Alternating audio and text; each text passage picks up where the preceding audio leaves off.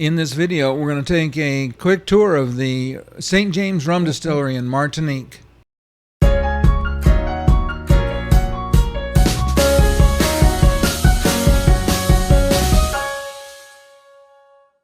As we watch Cheryl and Noel move into the main building here at the distillery, the one thing I will say is everything was very easily accessible on the ground floor. Now we're going to go into another building and I'll take a tour of the upstairs. This distillery, St. James, was founded in 1765, so it has got a tremendous amount of history. And one of the things that was interesting as we walk through and look at the exhibits, and you don't really get a lot of time to look in this video, we could have spent hours there. We probably spent an hour total, but we were on a fairly busy day. Now this was an easily reachable, accessible tour. We did this, we did the Banana Museum, and we did a lunch, all from the cruise port in Martinique. So it is very easy to get to, and if you didn't care about the bananas, you wanted to spend more time here at the distillery, you could do that. Again, we're kind of going around and looking at some of the various devices. I am going to post the 360 video of this tour up, so if you want to explore it, you can go through and look in every direction and zoom in, zoom out. There is their place where you can taste different rums, and they have a tremendous variety of rums that you can taste. We didn't during this trip. Like I said, we were kind of in a little bit of a hurry, and then I sped the video up quite a bit just so that for sake of time. We're going to leave this building and we're going to head back. We're going to go past a train that goes out into the sugarcane fields, and after we go past it, we're going to go into a second building. You'll notice that Cheryl and Noel are both able to get around very easily on the property. This is the second piece of the museum, and it shows a lot of the equipment used in distillation, lots of copper. And as we go in, again, we're going to take a quick look around inside, and then I'm going to go upstairs. We'll tour the upstairs here in just a minute. It was, to me, quite fascinating. Like I said, I could have spent hours here looking at all of the things that they had. We're going to go back in the back here, and this room back here is where they have a huge selection of very aged rums. Now, they didn't have prices on those bottles, but I'm pretty sure they're not inexpensive.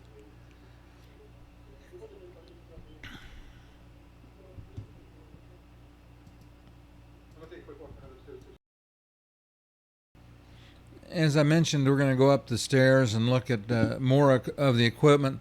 Now, I cut a lot of pieces out of this because I would stop and read the signs like that and think about and look at all of the gadgets and just a marvel at the technology that they had. And we go outside, we'll see some of the big equipment that used to be used. And again, it was, let's say, very different than what we see today, but it was used to make rum.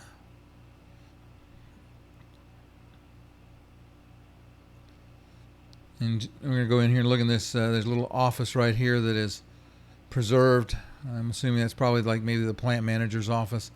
I didn't go all the way in. And then back downstairs. We're going to head outside now, and we're going to go over. There is a little gift shop. So we're going to go take a tour of the gift shop, and then from the gift shop, we'll do the outside of the grounds.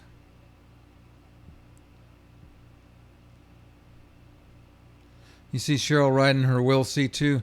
We had this for on this trip for about a month without interruption, and it just worked so well for us.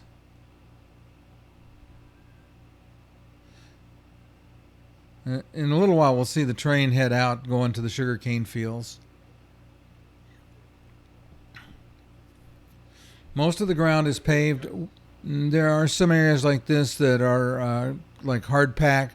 There was nowhere that Cheryl tried to go that she couldn't have, and she could have come into the gift store, but I buy less than she does, so I go in and walk through the gift store. And again, you'll see all of these available as 360 videos so that you can kind of go in and look at it at your own pace. They'll be in the playlist that shows up at the end of this video.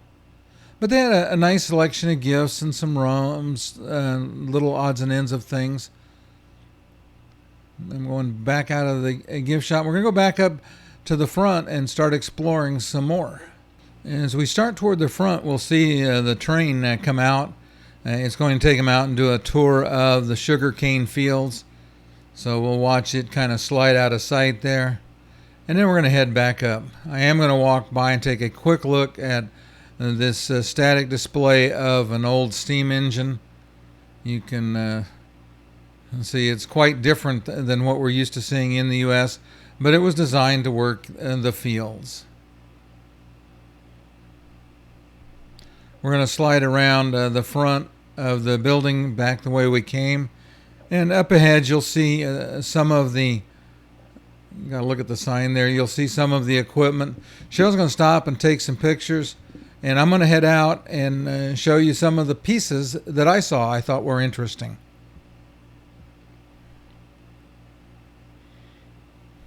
There were a lot of old steam engines, and I'm not sure what this particular device was, but I stopped and looked at it.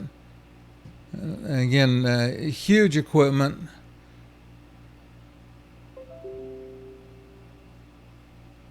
Another steam engine. And then we're going to see another engine right here. This one I thought was really interesting. I love the size of the flywheel.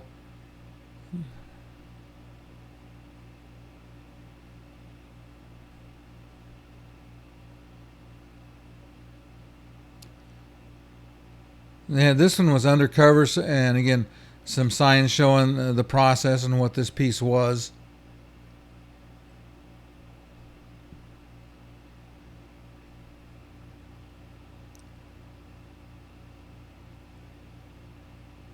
And we're going to go out now and walk around. This was an old water wheel that they used in the very early days to get power. We'll take a look at the other side of it.